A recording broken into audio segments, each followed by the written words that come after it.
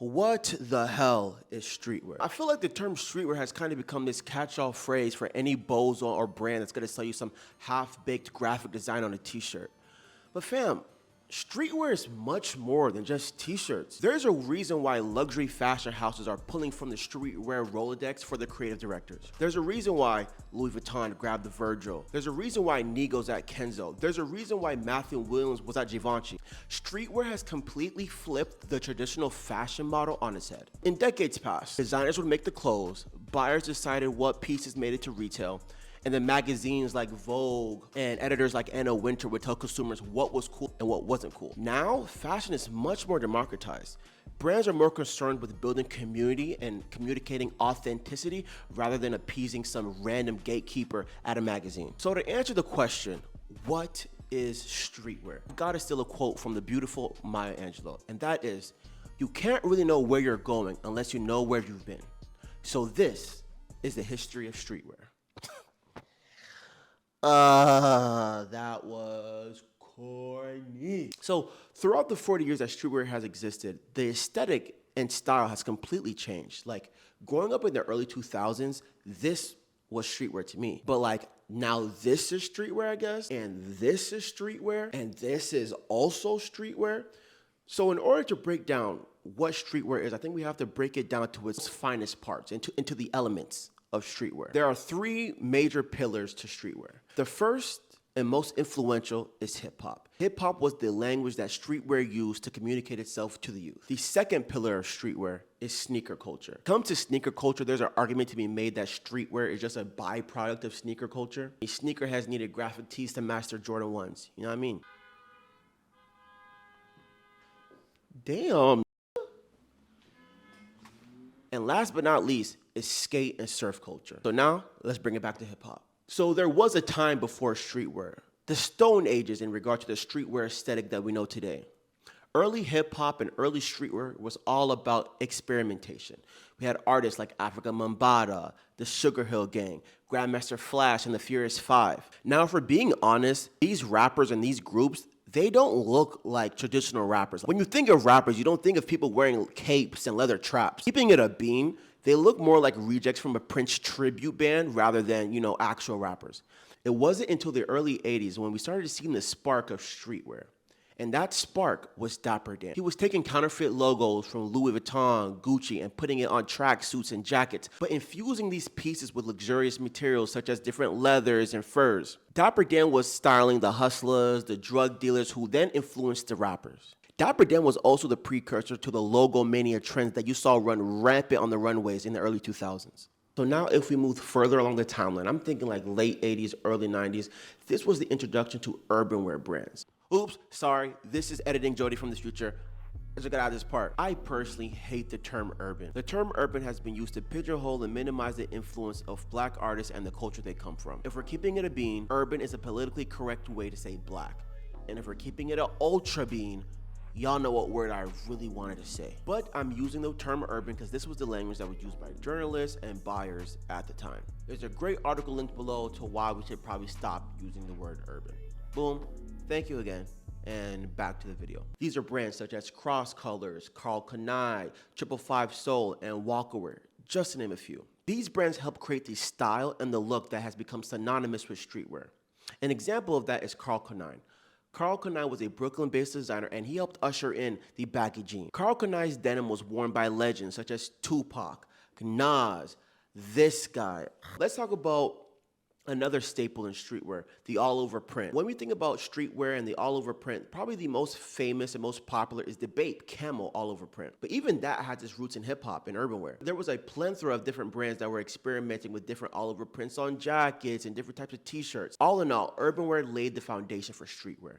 And without urban wear, streetwear would not exist. Now, if we go back towards the early 80s, this is when sneaker culture started to sprout its head. Now, the insane resale prices and sneakers being sold out within minutes was not the norm. Now, the spark that started the world's fascination with sneakers can be attributed to Run DMC and the My Adidas campaign. The same way that kids today are running to buy a pair of Rick Owens Ramones or a pair of Adidas Sambas, kids were running back then to buy a pair of the Adidas Shell Top sneaker.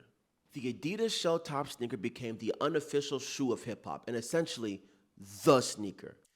Now, if Run DMC was the bullet that started the race to sneaker culture, then Michael Jordan and the Jordan 1 was a bomb. The Jordan 1 is the most classic and sought after sneaker silhouette of all time, with OG pairs from 1985 going for $30,000. This sneaker has stood the test of time. It were these kids who grew up and couldn't afford Jordans that as soon as they got to an age where they had disposable income would spend hundreds of dollars on sneakers. It was sneaker culture that primed the consumer, that primed the audience to spend hundreds of dollars on fashion. Now, I would be amiss not to mention the California surf and skate brands that were simultaneously galvanizing the youth and helping us create what we would later be known as streetwear. Now, I don't know if you guys know about this like low-key, no-name brand, but I don't know, it goes by the name of Stussy. Now, Stussy, which a lot of people don't understand, started off as a surfboard brand, similar to like a Billabong or a Quiksilver. Now, I'm not gonna spend 30 minutes and give you guys a synopsis on Stussy. There's a plethora of other videos on YouTube that do probably a better job than I could ever do. But what I wanna discuss is Sean's greatest contribution to streetwear, and that's his storytelling. Now, if you're like me, you've probably seen this Stussy Tribe jacket on your Instagram feed. Finding an authentic Stussy Tribe varsity jacket is almost impossible. And when you do, they're probably going on auction for over $40,000. But that's what I want to talk about. You couldn't just buy this Stussy Tribe varsity jacket. It had to be gifted to you. Sean Stussy would travel the world and give this jacket to individuals with taste, individuals that aligned with his core value. You weren't gonna catch some rich dude on Wall Street with a Stussy Tribe varsity jacket, because no matter how much money you had, you couldn't just buy the jacket. It's this ability to create a story around your brand alongside aesthetically pleasing ads is what really helped lay the foundation for streetwear as we know it. Now, with that being said, it wasn't until Sean Stussy opened up his first store in NYC is when his brand started to become more quote-unquote street. It was the street style of New York with the baggy jeans, the Timbs, and the Carhartt jackets that really influenced Stussy to become more of a quote-unquote street brand. Now, if you Google what was the first streetwear brand, you're probably gonna get a few articles and different videos that tell you that Sean Stussy was the creator of streetwear. And I'm here to tell you that is cap. Sean Stussy was a white man from Orange County, California. And to give him the credit for creating streetwear is completely whitewashing the contributions of black artists. I'm not gonna blame Sean Stussy. He never called Stussy a streetwear brand. The term streetwear wasn't widely used until like the early 2000s. To quote Bobby Hundreds, founder of The Hundreds, one of the most successful streetwear brands of the early 2000s, in his book, This Is Not a T-Shirt, he states, streetwear came into widespread use in the mid-2000s as a handy media catchall for the startups in our class. A movement required a catchphrase. Streetwear fit just right. All in all, no one brand created streetwear. Streetwear was a cultural phenomenon that used hip-hop to communicate to the youth. Black culture has always been the engine behind streetwear. However, streetwear is also the grungy aesthetics of skaters in LA. They helped usher in that rebellious fuck you attitude into streetwear. However, streetwear is also the elite craftsmanship and the otherworldly aesthetics of Japanese street fashion. At its most cynical, streetwear is just a marketing gimmick. A marketing gimmick that was created so that 18 to 35-year-olds would buy graphic tees at an 80% markup just to match their Chinese-made basketball shoes that were made for 80 cents on the dollar but is now being sold back to them at a 600% markup. I know. That was dark. But at its most beautiful, streetwear is genuinely about community. I have made lifelong friends through sneakers and clothes. I have homies that I haven't seen for years. These have kids, and we still have time to connect about what new sneaker dropped or a new jacket or whatever brand that sucks. No matter what you call it, whether you call it urban wear, athleisure, gorpcore, street luxe, streetwear will always have a special place in my heart. I forgot to record an outro. So I just want to thank you for watching this whole entire video in its entirety. If you're into music, rap, streetwear, pop culture, comment, like, subscribe, share it in your group chat. I'm going to try to get on a weekly uploading schedule. We'll see. But yeah, thank you. Appreciate it. Bye.